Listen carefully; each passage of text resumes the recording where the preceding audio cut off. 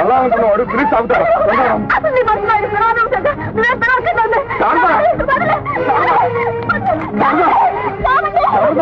ఏమిటమ్మా ఇంటికెళ్ళా రాకమ్మా.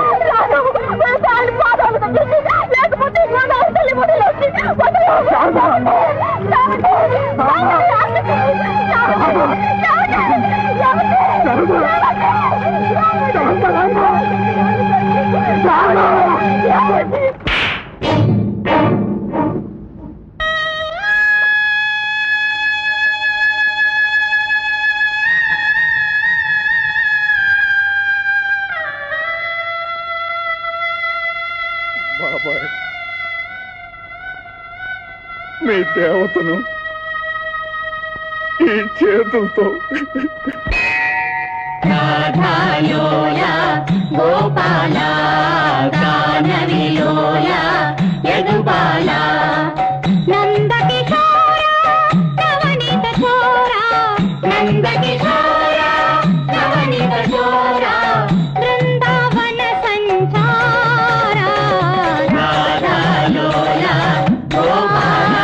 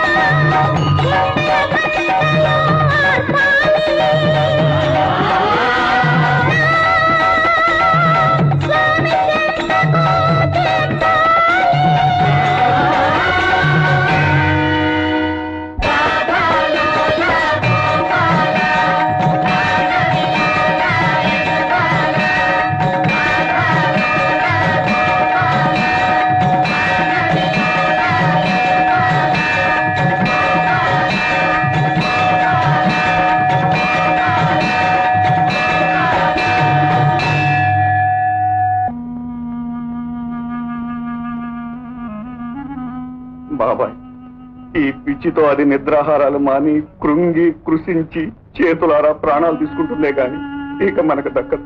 కేశవ, మనం ఎన్నాళ్ళు అవస్థపడ్డది ఆ అమ్మాయిని పోగొట్టుకోవడానిక. అతను పట్నంలో ఎవరో పెద్ద డాక్టర్ ఉన్నాడని చెప్పాడే, అక్కడికి తీసుకెళ్లి చూపిద్దాంరా. ఆ పైన భగవంతుడే ఉన్నాడు.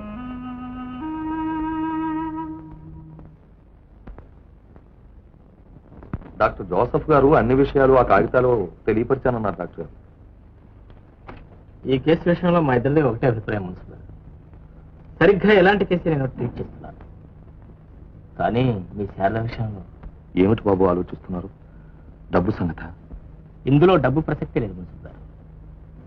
ఇప్పుడు శారదకు చేయవలసిన వైద్యం మందులతో కాదు, ఆమె భర్త చనిపోలేదన్న భ్రమ నిజమని నేను నమ్మించాలి. అందుకే కొంచెం ఆలోచించవలసి వస్తుంది. నాకు తెలుసు బాబు మీ ఇబ్బంది. తోబుట్టు అనే మమకారం తెంపుకోలేక నేను సొంత ఆడపడుచుగా చూసుకునే మా ఊరు శారదను చేతులారా చంపుకోలేకపోతున్నాం. అందుకే మిమ్మల్ని ఇలా అర్థిస్తున్నాం బాబు. ఎలాగైనా మా శారదను దక్కించండి బాబు. అవేం మాటలు తీసుకెళ్ళారు డాక్టర్ గారు, నా కర్మ. వెళ్ళనివే, సాయంత్రం మీరు ఒకసారి నాకు కనిపించింది. ఏం చేయాలో ఎలా చేయాలో నేను చెప్తాను. వచ్చిన కానీ చూస్తున్నా ఏంటయ్య నీ బాలకం? ఎలవయ్యలే వెళ్ళే నిశ్చలుబా. పండుకి పక్షి కొంటాను, కారులు ఎక్కించి ఊరంతా చిటది. డ్రైవర్ ఎల్లయ్యా ఎల్లు.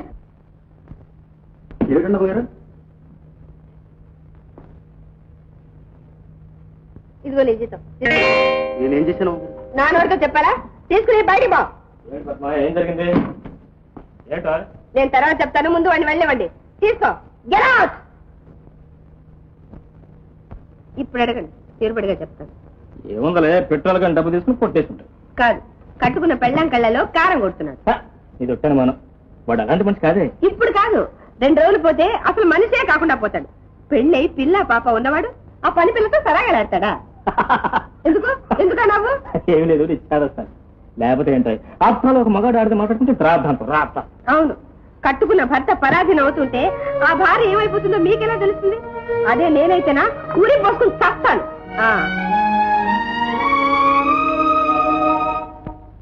ఈ విషయంలో మీ భార్య కాదన్నా తప్పులేదు డాక్టర్ గారు.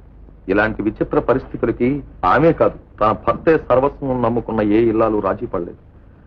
అది కదా మున్సు గారు, నాకు ఇల్లు వాకిలి అన్నీ ఉండి మిమ్మల్ని హోటల్లో ఉండమంటాను సిగ్గుగా ఉంది. సిగ్గుపడవలసింది మేం బాబు, మిమ్మల్ని ఎన్నో విధాలు బాధ పెడతాం. ఎన్ని జన్మలెత్తి మీ రుణం తీర్చుకోగలం బాబు. అప్పుడే అంత మాట. అలానే మీరు వెంటనే వెళ్ళి శారదను తీసుకురండి. మీకు ఇక్కడ కావాల్సిన ఏర్పాట్లను నేను చూస్తాను. అలాగే బాబు. రైట్.